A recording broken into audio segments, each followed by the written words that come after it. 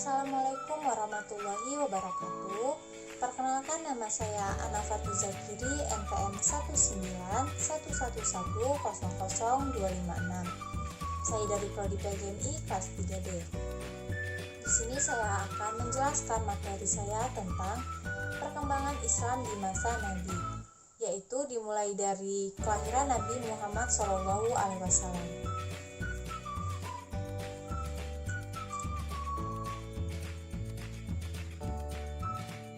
Kelahiran Nabi Muhammad SAW.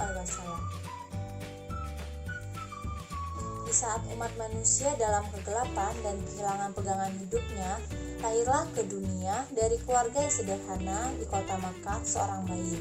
Bayi tersebut lahir pada tanggal 12 Rabiul Awal tahun Gajah atau tanggal 20 April tahun 571 Masehi. Ketika lahir, bayi tersebut sudah menjadi seorang yatim. Bapaknya yang bernama Abdullah meninggal 7 bulan sebelum dia lahir. Kehadiran bayi itu disambut oleh kakeknya Abdul Muthalib dengan penuh kasih sayang, dan kemudian bayi tersebut dibawanya ke kaki Ka'bah. Di tempat suci inilah bayi tersebut diberi nama Muhammad, suatu nama yang belum pernah ada sebelumnya.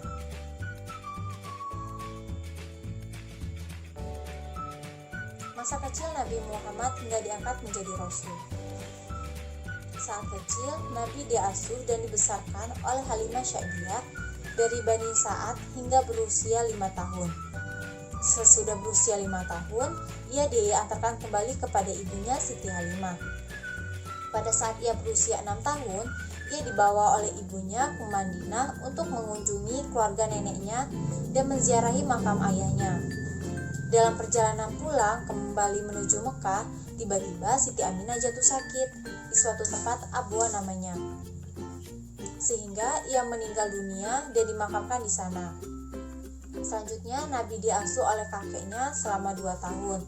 Kemudian setelah kakeknya meninggal dunia sesuai wasiat, Nabi diasuh oleh pamannya Abu Thalib.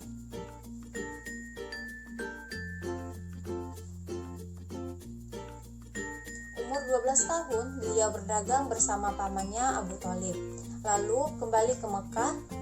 Di sana beliau bekerja sebagai penggembala kambing penduduk sekitar.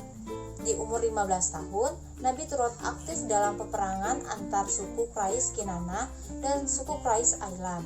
Nabi Muhammad menikah dengan Siti Khadijah pada umur 25 tahun. Umur 35 tahun, beliau menyelesaikan permasalahan sengketa Al-Hajarul Aswad antara pemuka-pemuka kaum Quraisy. Pada malam 17 Ramadan, bertepatan dengan 6 Agustus tahun 610 Masehi, di waktu Nabi Muhammad SAW sedang bertahanus di Gua Hiro, datanglah malaikat Jibril alaihissalam membawa tulisan dan menyuruh Muhammad SAW untuk membacanya, yaitu Quran Surat Al-Alaq ayat 1-5. Dan saat itu pula lah penobatan beliau sebagai Rasul.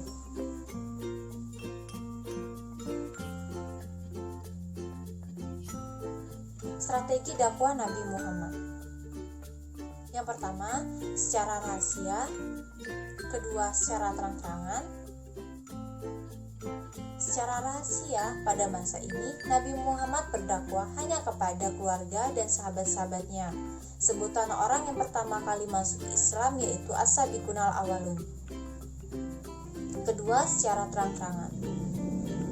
Ditandai dengan turunnya firman Allah, maka sampaikanlah olehmu secara terang-terangan secara apa yang diperintahkan kepadamu, dan berpalinglah dari orang-orang yang musyrik. Quran Surat Al-Hijr ayat 94. Hijrah Nabi Muhammad dari Mekah ke Madinah.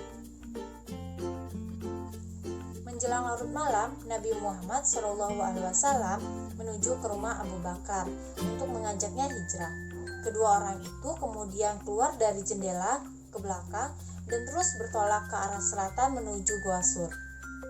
Hal ini dilakukan supaya para pemuda Quraisy yang mengejar tidak menyangka mereka melalui jalan itu.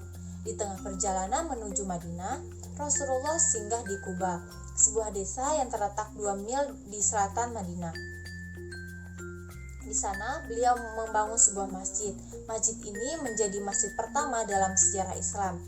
Nabi Muhammad SAW dan Abu Bakar tiba di Madinah pada tanggal 12 Rabiul Awal. Kedatangan beliau telah dinanti-nanti masyarakat Madinah. Pada hari kedatangan beliau,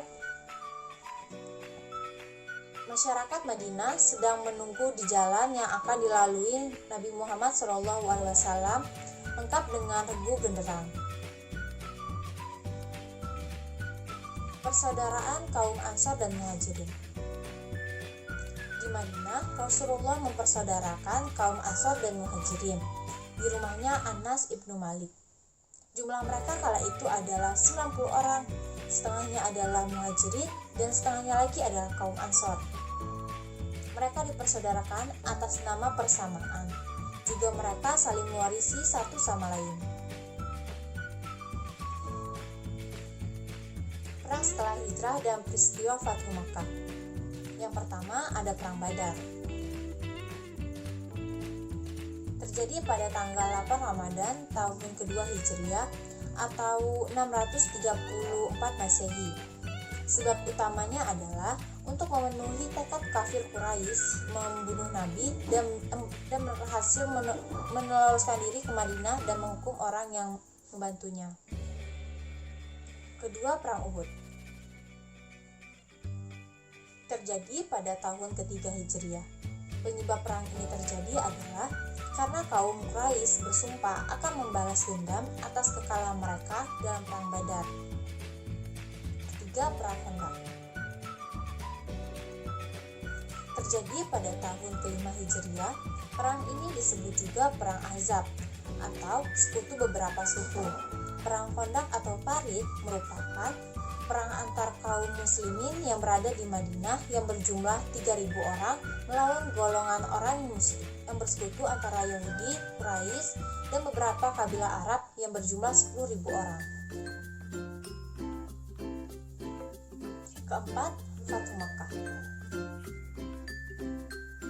adalah peristiwa pengepungan Mekah oleh 10.000 pasukan umat Islam karena kaum Quraisy yang melanggar perjanjian Hudaybiyah. Dan yang terakhir, menjelang wafatnya Rasulullah.